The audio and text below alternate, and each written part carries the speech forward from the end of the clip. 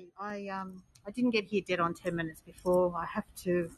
It doesn't open till 10 o'clock rather, and of course I have to sign in, give my postcode, pay a little donation, and all of that sort of stuff before I can come inside. So that's what I've just been doing for the last few minutes. All right, who's joining me for this tour? Hi Kate, hi Dee, hi Susan, Ava, Wendy, Shira, and Joanne. So we're in the Calyx. We're inside the Calyx. Last week I started from outside. Let's see what they're doing over here. A little bit of an information session before the tour starts.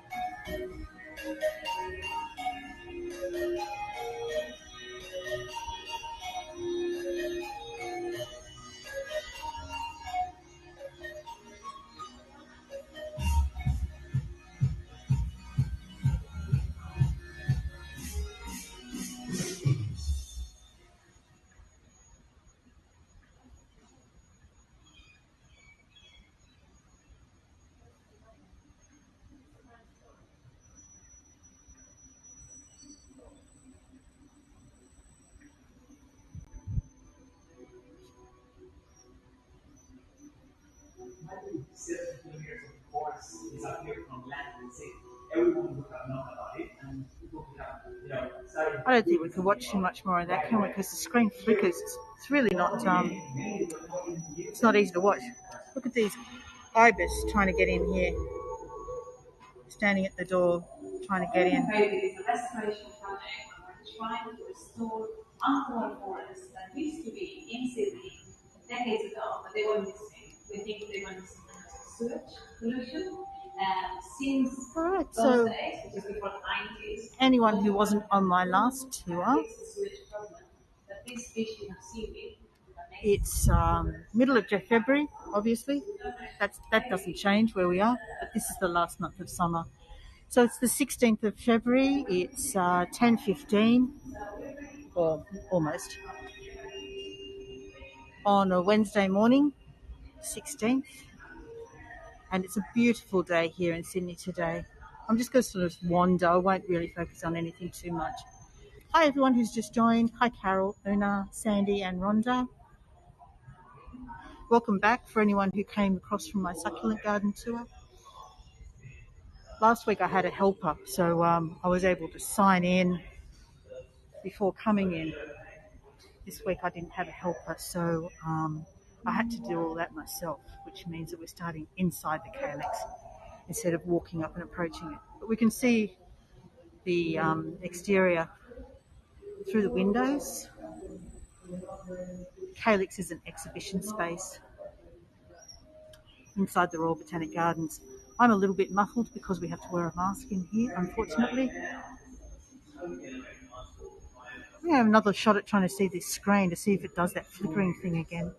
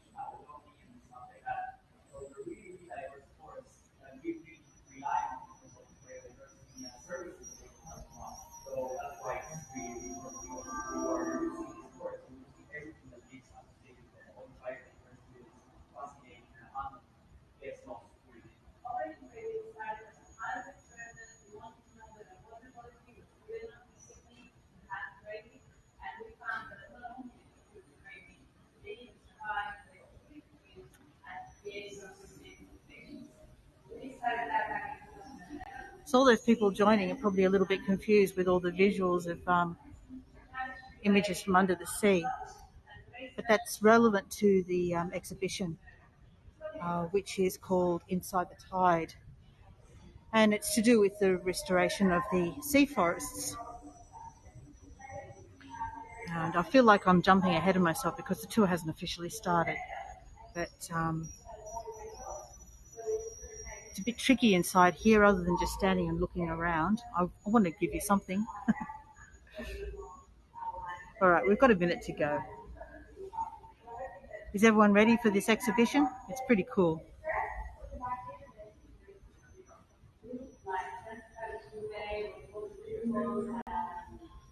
Alrighty. Okay, so with less than a minute to go, let's just get over here and turn the camera around. There, you got a little bit of a taste of it as I was turning around. So is there any first timers here today? Anyone who hasn't been with me before? Pop a thumbs up in the chat if you're new to my tours. And Sandy, hi, welcome. I hope you enjoy it. Alrighty, let's get started. So we're here in the Royal Botanical Gardens in an exhibition space called the Calyx. And before we begin, I'd just like to acknowledge that we're meeting today on the traditional lands of the Gadigal people of the Eora Nation and pay respects to their elders past, present and emerging. Okay, well that's enough of looking at me and my bear's mask. Here we are inside the Calyx. So the major aspect or feature of the Calyx is the living wall that forms the backdrop to the changing exhibition. I'll do a quick pan around, but we will get really up close to it and you'll be able to see. You'll be able to see the details. So the mainly Heuchera plants, I understand, on that back wall. And the design was created in an Excel spreadsheet. So the exhibition that we're looking at was largely created by children. School children had a big role in creating this exhibition. So here we have a representation of the kelp forests, and the hanging pieces are reused climbing rope covered in wire and dyed fabric. So everything in this exhibition is reused, repurposed in some way, and it really highlights sustainability as the core ethos of the exhibition. I just want to give these people passing me some privacy. So the garden beds have been planted to emulate the sea floor. So where you see plants, they might be there to represent living species such as corals or starfish or kelps, seaweeds, things like that. So this talks about the giant kelp and its role in the health of the sea floor, the sea forests. So basically the way that this exhibition works is it is displaying an aspect of the sea, and then when it refers to karst, it's referring to the plants that have been used. So in this case, the ivy has been used to emulate the kelps.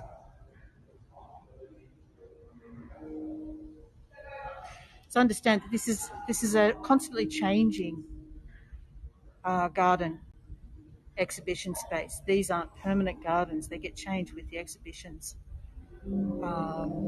as they change. There might be an exhibition that runs for 6 months of a year, and then the rest of the time it's being changed out in readiness for the next exhibition.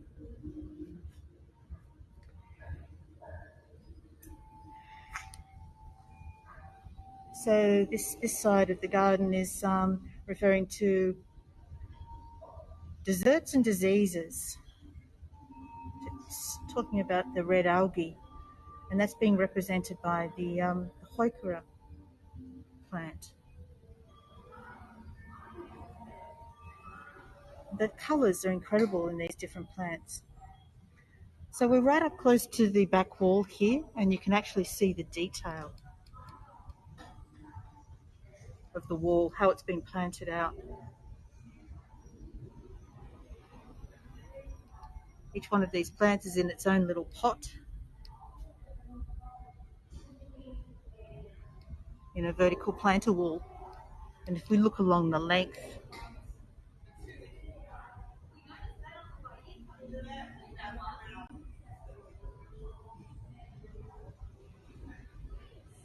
you can see the expanse of the living wall.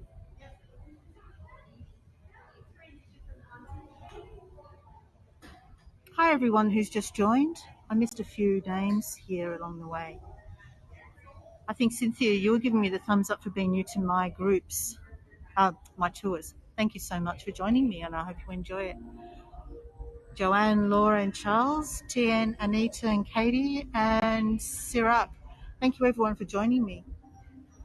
So I was just explaining that these pieces here were created by children, and they represent the kelp forests.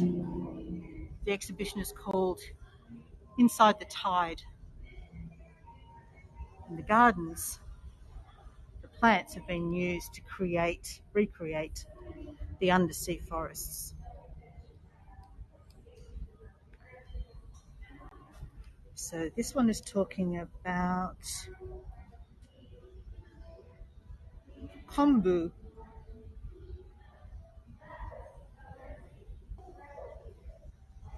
I don't know an awful lot about miso. Ma kombu brings good luck, and it's traditionally served in Japan around the new year. Eaten dry, pickled or shredded, it's the main ingredient in dashi. Ah, right, yes, okay. So the snake plant, that's this little one down here, is being used to emulate the kombu that shows in this picture here, what the kombu plantation looks like.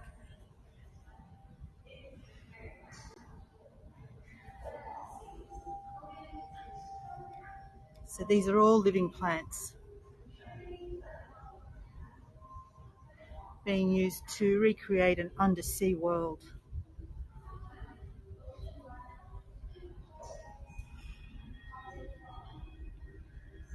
Over here we have another art piece.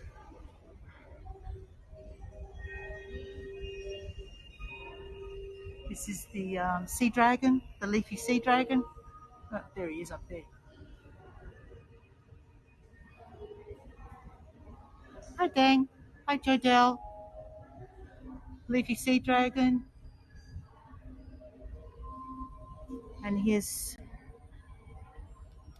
another garden that's being planted to look like the ocean floor. Here, this one talks about red seaweed, and they've used the euphorbia. I think it's, which one have they used? One of these ones, I think, to represent the red algae.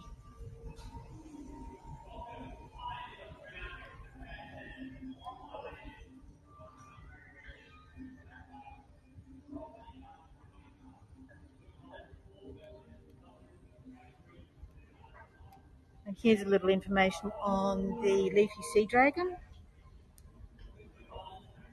It's right above us now.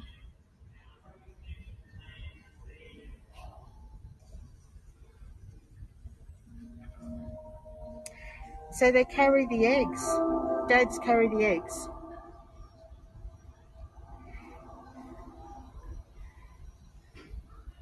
And here he is up here, the leafy sea dragon. So here we have the Every piece, as I said, in this exhibition has been created using recycled materials. And I suspect this one would probably be a mixture of paper mache, perhaps, over a frame of some sort to create the leafy sea dragon. Let's have another look at this living wall.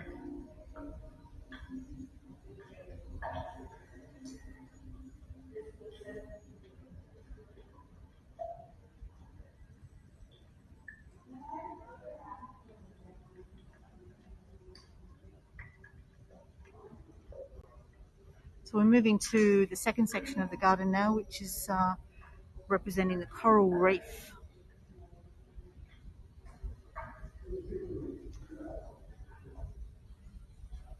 Here they've used succulents and cactuses to represent the corals.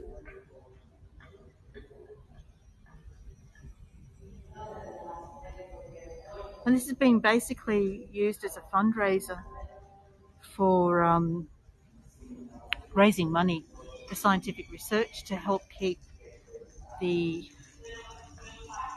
seas healthy and rejuvenate them where they're suffering. But these are the ones down here. They're so interesting.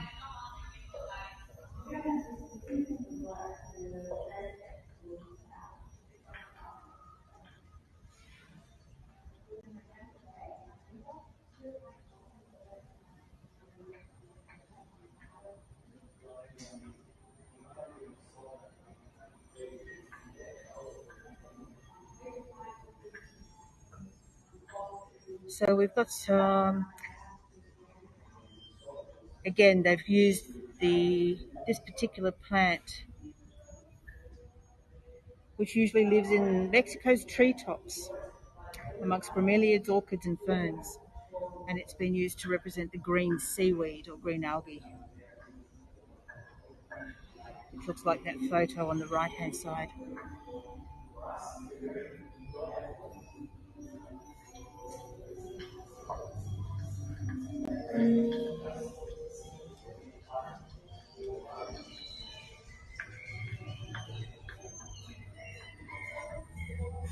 And here we have what looked like to me the jellyfish.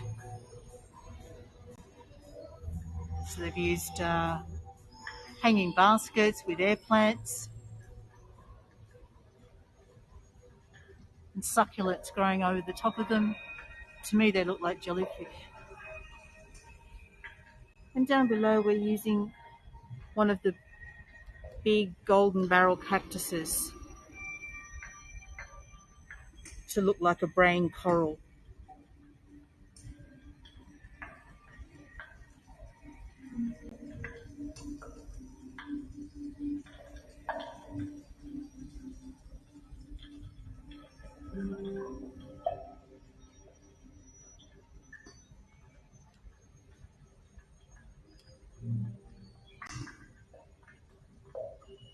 Oh, it's warm in here, I can tell you.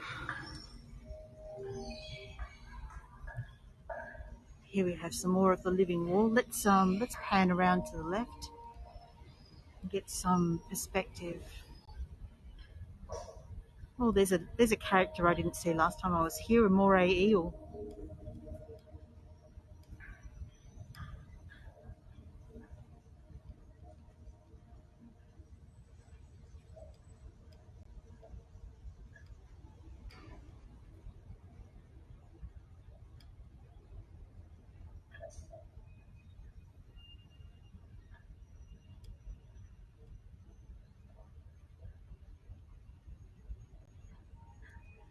So from here we can see there's a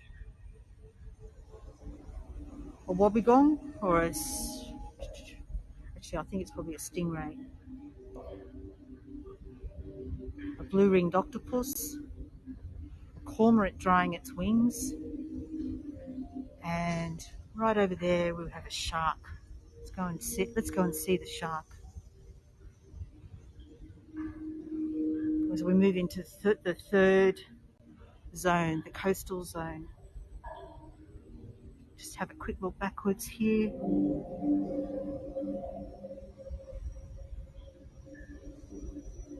Hi Camillo. Hi Katie, Wendy, hi Pauline.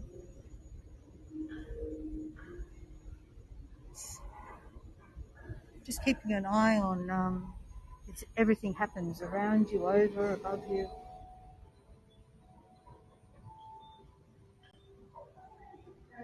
So here we have a cormorant. I'm actually going to go and investigate a part of the gardens for a future tour where real live cormorants hang around and dry their wings. For those who missed the start of this tour, everything in this exhibition uses either living plants or recycled materials. The focus is on the health of the seas, the oceans. So there's the shark. It's made out of old wetsuits. And the blue-ringed octopus is made out of paper mache. Blue-ringed octopus is a very, very dangerous creature that lives in the rock pools and the intertidal zones. And the blue rings only appear when it's angry. It's a defensive measure. Here we are, small but deadly.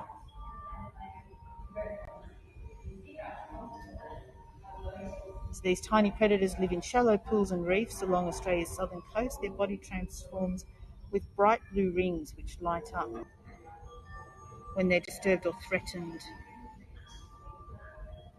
And they are deadly. The bite is deadly. So here's our shark.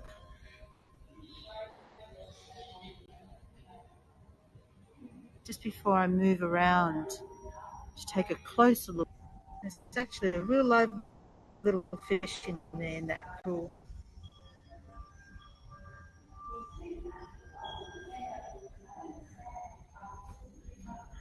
Okay, so the shark, made out of old wetsuit material, helix, and head towards the fernery.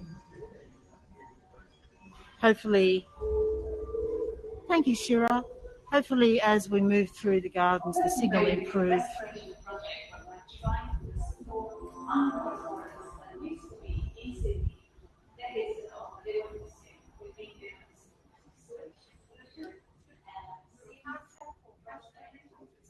Thank you.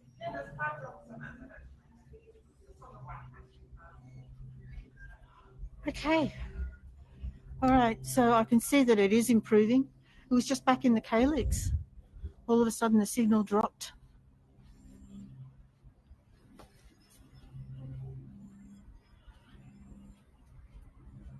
Okay, so we're going to walk through a small rainforest walk as we head towards Sydney Fernery.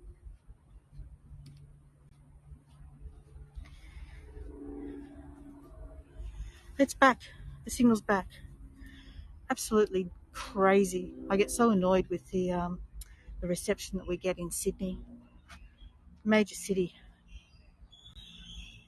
Okay, I'm going to take my mask off now because I'm suffocating here. It's hot, it's humid. That's better. Whew. Okay, just give myself a fan on the face. And let's go. So as we move through the rainforest, I'll point out any plants that I recognise. But this is the beautiful bird's nest fern.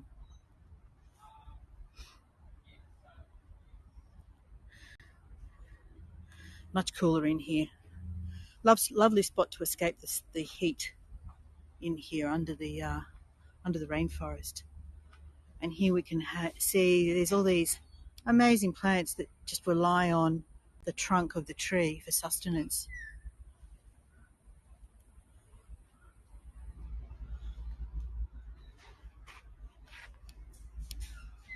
Carefully turn this corner.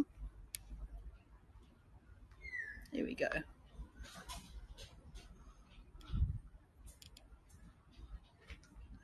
So the Botanical Gardens was started in 1816. So it's just over 200 years old.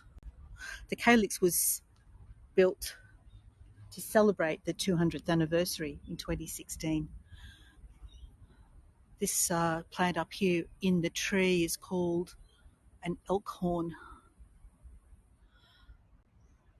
The Botanical Gardens is around about 30 acres or 30 hectares, 75 acres. And it is bounded by the city on its western side, the harbour on the north, and the Opera House. And on the western side, it's bordered by Lady Macquarie's, Mrs. Macquarie's Road, in actual fact, which heads to Mrs. Macquarie's Point.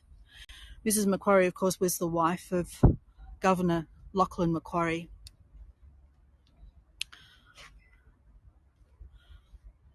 And he was the third governor of New South Wales. Hi, Christine. Hi, Bonnie. Hi, Valerie. And I love your name, Armchair Trekker. Thank you very much, Ava. Look at the light coming through the leaves there. I love that.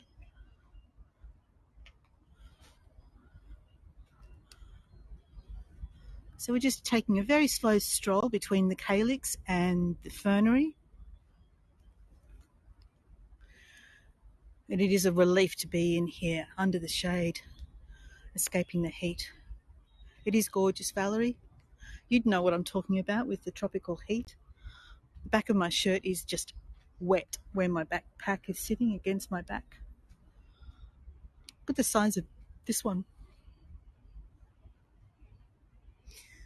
I'm guessing it's a palm of some sort.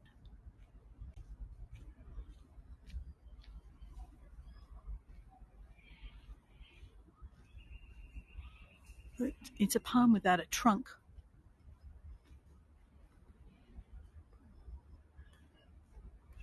It's another pretty shot over there with the sun just filtering through the foliage.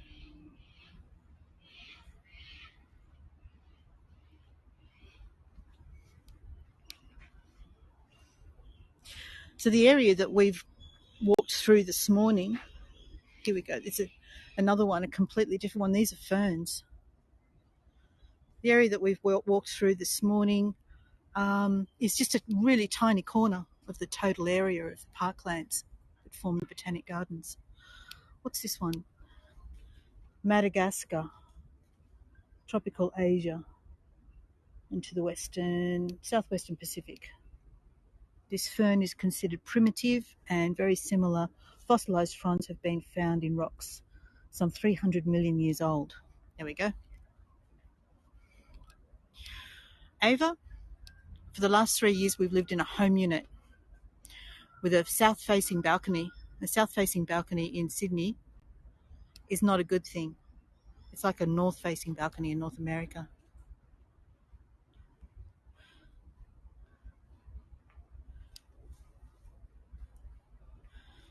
Absolutely, Valerie, absolutely.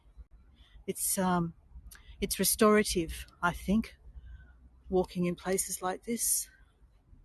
The plants that I grow on my balcony don't thrive at all. I have one plant that does okay, and I think you call it a Christmas cactus. A zygo cactus. That's the only thing I've got on my balcony that does any good. Before that, I lived 20 years in the Blue Mountains. Hi, Elizabeth. So there we have some more elkhorns growing up in the fork of that tree.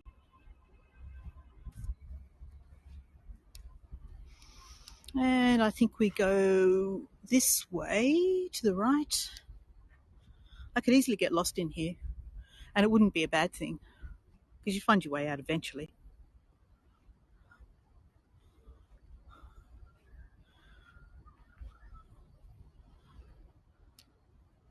Someone heard a cicada. Yeah, I can hear them very faintly. They're not as loud as they have been.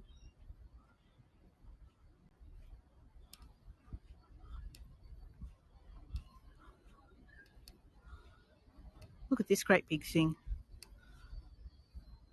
It's called bishopwood. Solid trunk. It just goes up and up and up and up and up and up. There we go.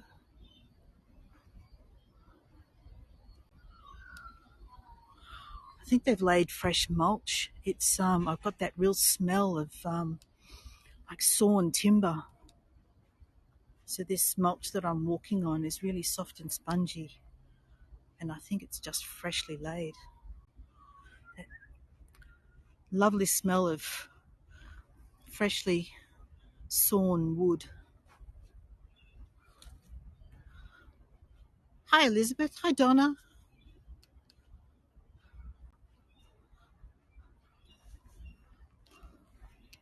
I know a Donna B. I hope my friends would announce themselves if they're my friends.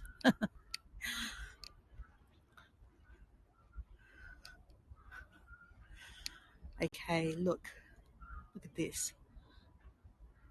I think that's some kind of a yucca. All right, back on civilized path now, and heading towards the fernery.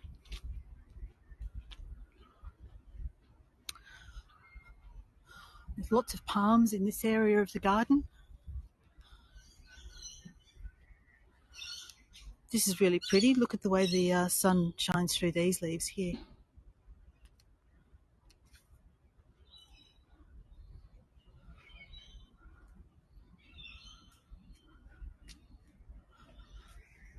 So we go past through two greenhouses.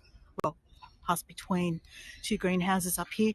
These aren't open to the public. They're nurseries.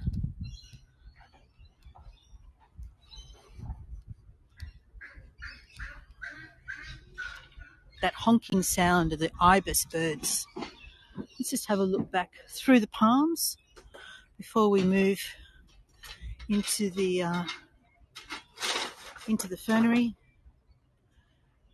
And up above us, we've got this is the city just here.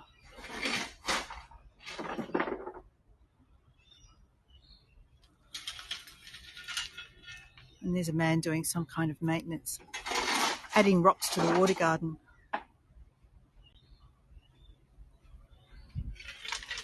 So this greenhouse, they appear to be growing lots of begonias and humidity-loving plants. In this one, some orchids in there, but it's not open to the public. As this is the entrance to the fernery.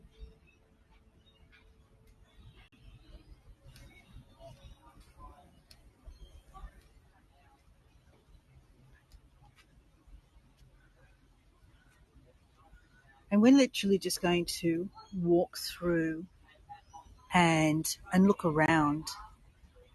If I can answer a question, I will. Otherwise, I'll just point out something if I notice it. Hi, Joanna. Hi, Richard. We'll head in this direction. There's a little watercourse flows through the fernery.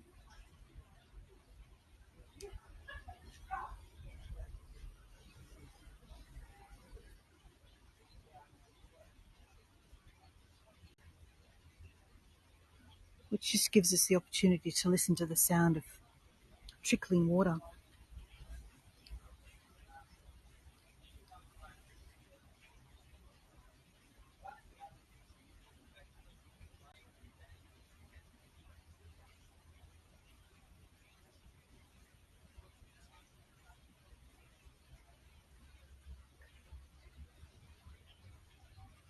So we have ferns of all different shapes and sizes, different leaf shapes,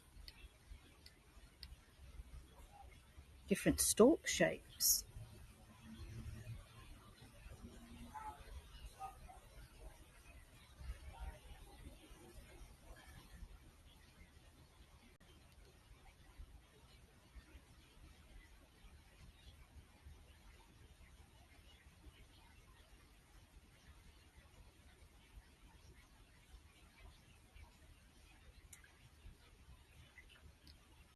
And in amongst the ferns, we also have begonias. There's some begonias over here.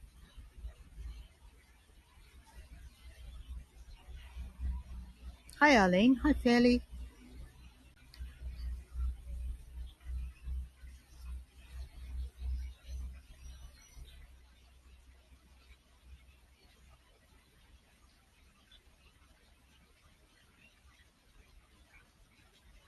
Hi, Cheryl.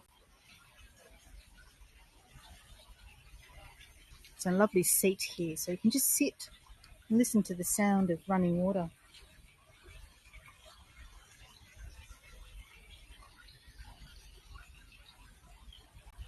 Look at these dainty little mushrooms coming up.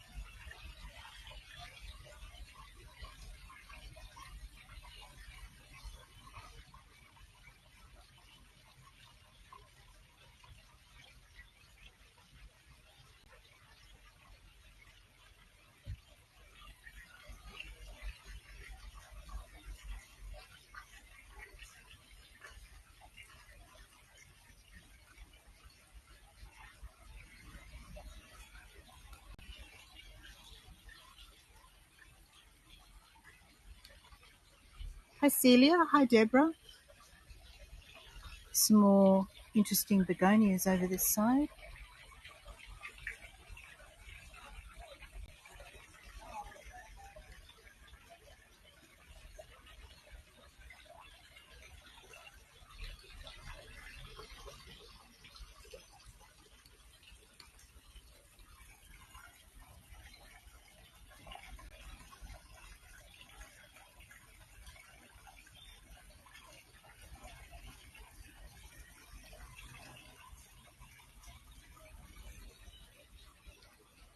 There was a little tour group over there a moment ago, so we headed this way to give them some space.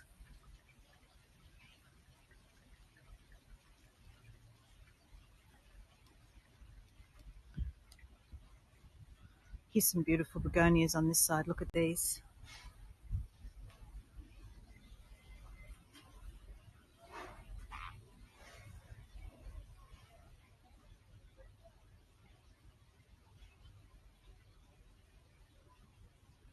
Normally I see water dragons in the fernery, and I haven't seen any yet. Look at the mosses. The mosses are lovely as well.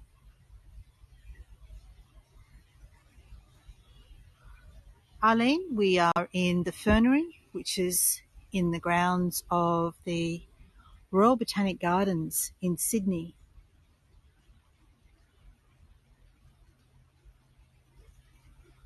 And we're just in the last 5 minutes of this tour. Now, this is actually really interesting. Did anyone realise that Lady Gaga had a connection to ferns? So the story goes that Lady Gaga has 19 fern species named after her. And I'll let you take a photo of that and read it all for yourself. But basically there was a new discovery, whereas a branch of ferns was isolated and branched off.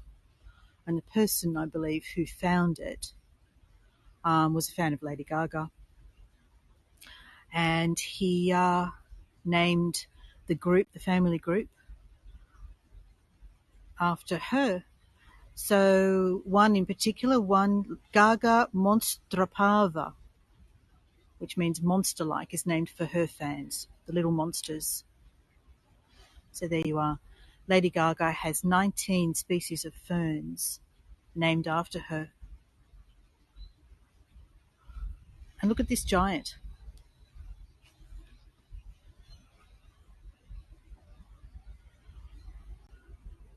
It's gigantic. Just the stalks. The leaf stalks. The leaf stalks are just... Here, look. This is my hand around the leaf stalk. If we try and look up, we can actually see what the fronds look like that we're standing under. Hi, Chelsea. And with the sun shining through the leaves, you can clearly see the spore on the underside of the fronds. Thank you, Doreen.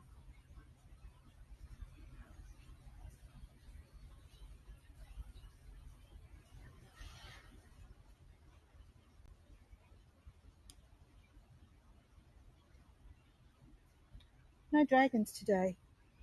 Here's another lovely begonia.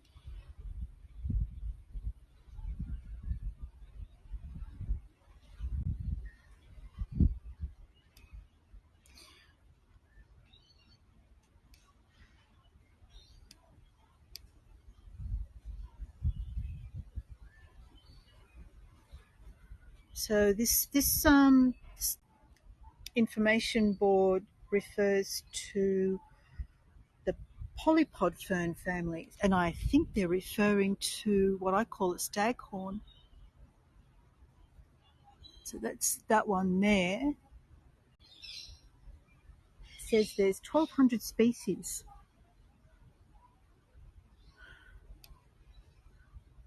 Has the most species of all the ferns. Most are epiphytic. There we go. Does anyone want a postcard of that for more information? They grow on trees and never touch the soil. The leaves range in length from 200 centimetres, as in the staghorn fern, that's the one I just showed you, to as tiny as 2 centimetres. There you are. So I did not know that a staghorn is a fern. And that's it there.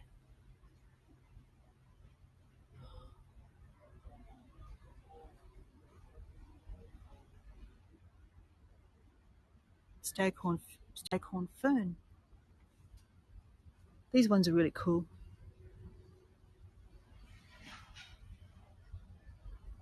Hi, Pat. I'm sorry we only have a couple of minutes left on this tour, so I'll try and make it worthwhile for you. We're just at the tail end of the Sydney Fernery. Look at this tiny little thing down here.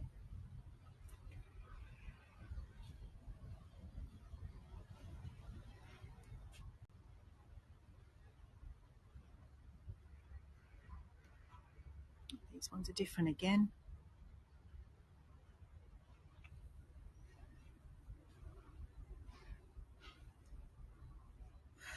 It really is, isn't it? It really is marvellous. Now, this is actually really interesting. It talks about how these particular ferns actually remove toxins from the soil, heavy metals. And that's this group over here to my left. Terrace.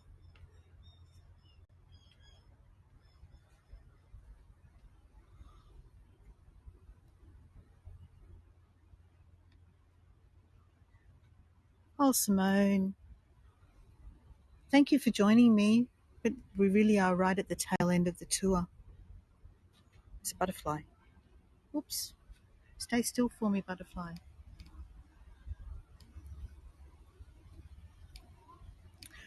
All right, so here we are at the end of the fernery. I'm just going to take my backpack off because my back is so hot. Thank you to everyone who joined me on this tour. I hope you enjoyed it.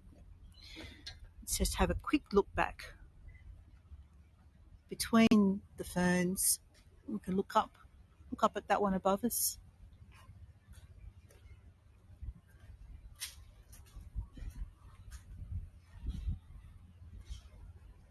Before we turn around and I'll say goodbye. Thank you so much for joining me on the tour. I hope you enjoyed it. It's a very quiet, peaceful stroll, obviously, through the fern house. And let's turn the camera around here. There we go. So that's the end of the Calyx and Fernery tour for today, and I hope you enjoyed it. Tomorrow I'll be in the Chinese Gardens in Sydney, so keep an eye out for that one. If you're not already following me and you'd like to see more tours from Sydney, there's a button on the top right of your screen that allows you to follow my channel. And if you think I've done a great job today and you think I deserve it, I'll never say no to a little bit of gratitude. Thank you so much. I really thank you for coming along. And don't forget to tell your friends, bring them along too next time. Thanks, Deborah, and thanks, Doreen. See you next time.